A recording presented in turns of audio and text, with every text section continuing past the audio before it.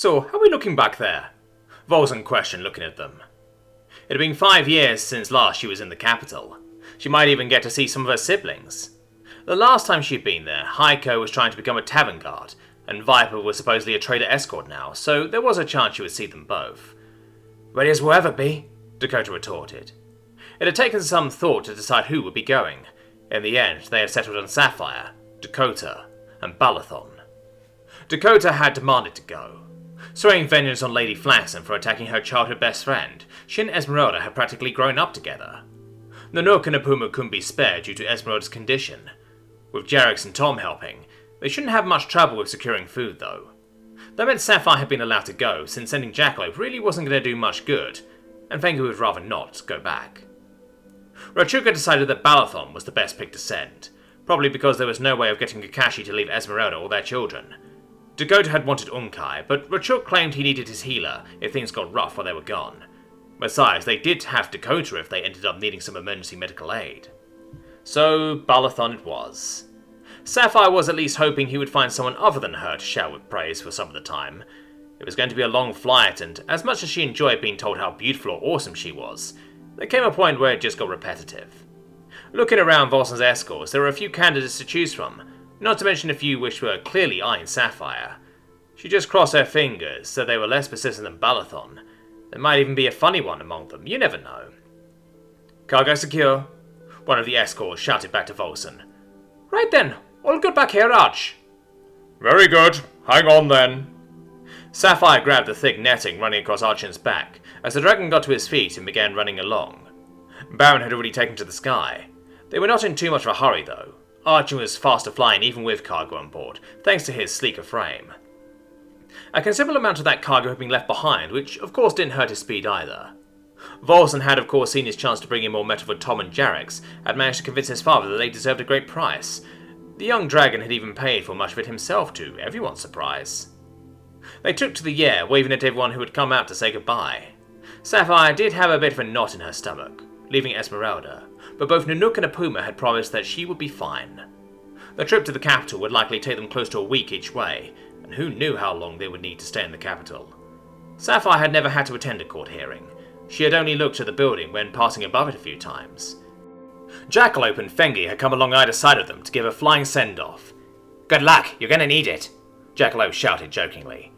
Don't get killed, Fengi had added in a slightly more worried voice. You first, Sapphire had retorted with as much confidence as she could muster. These were trying times, but damn if life had been this exciting in years.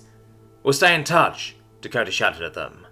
Sapphire smirked, looking at the new earring their fearless leader was wearing. Just because it had been in the service of evil didn't mean it couldn't be useful after all. Jackalope and Fengi both peeled off, rolling into spinning dives, clearly trying to show off a bit one last time. Scoring a few shots of approval from the escorts currently perched around Archon. Dakota, Sapphire and Balathon added in. Those were two of their own after all. As Archon continued to climb, the keep was soon getting rather small behind them. Baron was dead ahead and getting bigger. It took a minute or two before they were up alongside. Archon had offered to take point, but Baron had refused. He was both the larger and older dragon here, and as such would fly as formation lead, even if Archon was better suited to break the wind for them. As they settled into cruising speed at a safe altitude above the ground, people started getting up and walking around a bit, settling down for a chat and a game or two. The three of them had just huddled together. They had gotten the wind out of the winter coats for this trip, else they might very well risk freezing up from sitting still in this wind, especially if they hit bad weather. Right now, though, the weather was beautiful, with plenty of sun and only a few clouds. Sapphire wondered if she could get Dakota to spill the beans of what Tom had offered to Jarex. She had never even heard of a Royal Guard dragon agreeing to plough a field. Hell, even those considered honest working dragons would be hard to coax into such a job. And he had paid for some of what was technically their supplies, and that was definitely supposed to be the other way around. So, I heard Jarex agreed to pretty much be Tom's beast of burden. How did that happen? Yeah, that was quite the scene, let me tell you. Tom got all philosophical again. You managed to talk Jarex into it? Sapphire replied in disbelief. Sure, Tom had a bit of a silver tongue, but that was simply too much to believe. Dakota leaned over, clearly trying to be subtle. He promised Jarex a machine gun, as well as fighting alongside him in defense of the keep. Sapphire could see how that would do it. Kinda explained the dragon's extreme generosity as well. I'm allowed to know? Balathon questioned, as he waited his turn. Only Volson and Tybalt had been allowed to witness the evening lesson, so they needed to be a bit careful about what they said. Tom had clearly been very determined not to let what was shown there become common knowledge. Dakota obliged. The look on his face became one of understanding. What you talking about? One of the escorts questioned. Something we are allowed to hear? Unfortunately not. Sorry, Dakota replied in a stern yet apologetic voice. Nah, I get it. That Tom guy has secrets to keep, and I sure as shit ain't going to be crossing him. Care for a game? Why hadn't she thought of that? Sapphire cursed herself. Sure, what you got? Dakota replied for them. Come on over, gonna play one up. Oh no, not the weird metaphor stuff, Sapphire thought to herself. Still, it would help pass the time, and she was bound to become bored with looking at the horizon eventually. They had gathered a handful of people on the centre line of Archon's back. The netting held, but this would have been easier to do on Baron. Some of the escorts were hanging down the sides of the dragon. They looked comfortable enough, though, dangling from the netting. I am a kid. I see the joy in everything. The one next to Dakota went. The game was already going then. Brilliant. I am a nightmare. I prowl the dark, Dakota continued. I am a torch. I keep the darkness away. Huh, that was easy. I am water. I drown the fire. Huh, suck on that one, bellboy. I am human. I love water. The one next to Sapphire went. Clever little bastard. The next one in line wondered for a bit. The fuck beats him? He went in a genuinely curious voice. Sapphire pondered a bit. The Valgras had sort of managed it. Corruption? One of the others went, shrugging his shoulders, looking at the trio from the keep, as if they should know. No clue, actually, Dakota finally replied. You go on, Sapphire? Thinking back, there was one thing he had yet to manage with any sort of grace. Girls, Sapphire finally went. He's got no clue there. Hey, Shiva, watch this. Tom took a sip of the first jar of finished fuel. The hydrometer claimed it was between 94% and 95%, and that was good enough for Tom. I am Baron, I am mighty. It had been a while since Tom last tried this trick, but it was always a party favourite, as long as you didn't do it indoors and especially near curtains. This was a smithy though, so he was sure he would be fine. Shit, what the hell? Wapona let out an alarm. Shiva just had a hearty chuckle. Oh yeah, it certainly burns alright. Doesn't even taste that shit anymore, nice and pure. Don't drink it though, there might still be methanol in there. Tom went, putting away the lighter. Which is? Shiva questioned, clearly expecting an explanation. Makes you go blind if you have too much, so just don't. Shiva eyed the glass jar he was holding a bit. I will take your word for it. On second thought, I should probably mix this with petrol right away. Tom had a feeling Shiva's word might not be so sound on this point. The annoyed twitch in her face told him he was probably right. Making what was essentially E85 would help a great deal with storage too. Not to mention the bike would likely run a lot better on that than pure alcohol. If you insist on drinking it, do try and take the stuff in the middle of the process. That should be mostly pure. A hint of a smile crept onto Shiva's face as she crossed her arms. I insist. Tom wrote off the afternoon schedule work on the engine housing as he doubted the smith would be much help then. Baron had departed that morning to transport the bitch and her accomplices back to the capital. Ashore had promised she would face some considerable punishment, but didn't elaborate further. Tom had asked the Nook and a Puma what sort of punishment would be expected for something like this. The answer had been a mixed bag. They were hoping that her position as a city warden was at the very least done for. There would also be reparations to be paid, both to Esmeralda and the Nook. There was even a chance they could get something from what Dasher had caused, if the judge was feeling vindictive that day.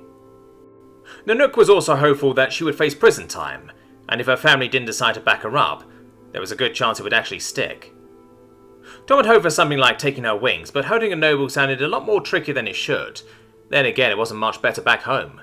The idea of buying your way out of jail had apparently made it through their rather strict honour code around here, which was a bit of a disappointment too.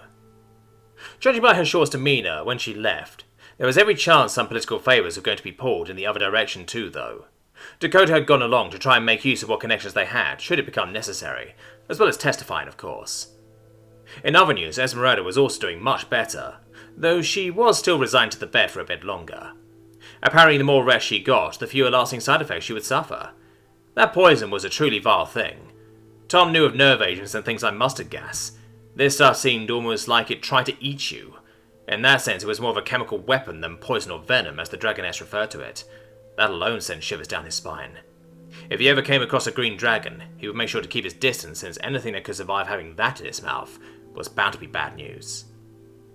A Puma had promised that Esmeralda would get back to her feet, and make at least close to a full recovery. She would need to continue eating that foul-smelling stuff he had made, though. For that, they had gotten a shopping list of things they needed from the forest, since they were down to Fengi and a one-handed jackalope. It had been decided it was as good a time as any to take their newest members on their first hunt and foraging expedition. Fengi and Jackalope had already departed, taking Weperna and Zarko with them to help out. They were to start gathering up what they could find in terms of herbs and game. Then Jarrus could just haul it all back and not have to sit around waiting for too long. Jarrus hadn't objected, though he seemed a bit skittish about letting Zarko go on ahead. Tom had brought up an empty fuel can and a full one and showed Shiva and Raouf how to mix it. It wasn't a difficult procedure, so he left them to it, crossing his fingers that they would still be able to see when he got back. Then he had grabbed his parachute and made for the greeting hall, where Jarrus and Redexi were already waiting. "So, ready for takeoff?" Tom went upon rounding the corner. "Buckles are tight and checkered," Redexi answered in an optimistic tone. "Do I get the special treatment, or do you want to see me try climbing again?" "Come on up, that was funny though," Jarrus replied, lowering a wing. As Tom walked up, he felt a little bad his boots weren't cleaner. It almost felt like there should be a welcome mat or something. Walking on the soft, springy membrane was an odd sensation too. He felt like he was walking on a bouncy castle than anything. "Tom, do you know the way, right?" Tom hadn't known Jarrus that long, but that sounded like masked confidence to Tom. "Sure, been there and back quite a few times." "Oh, good," Jarrus replied in a clearly relieved tone. "What's the matter? Not much of a navigator?" No," Jarrus replied in an uncertain tone. "That's what I and Zarko are for when flying. I'm just a backup, though," Redexi piped up. "Jarrus, you're 85 and you can't navigate?" "Yes, I can. Just not read maps or stars. I don't know where I am right now, okay?" "Zarko usually takes care of where we are going," Redexi added, seemingly not concerned. "Well, I'm the king of not knowing where I am around here, so might as well get going." "Can't argue with that," Redexi agreed. "Wait, is that good or bad?" Jarrus questioned, clearly not reassured by that statement. "We're on my compass, we're fine." "What's a compass?" Redexi questioned. "Always points north. Not that great on an island, though. It likes to move," Tom had to admit.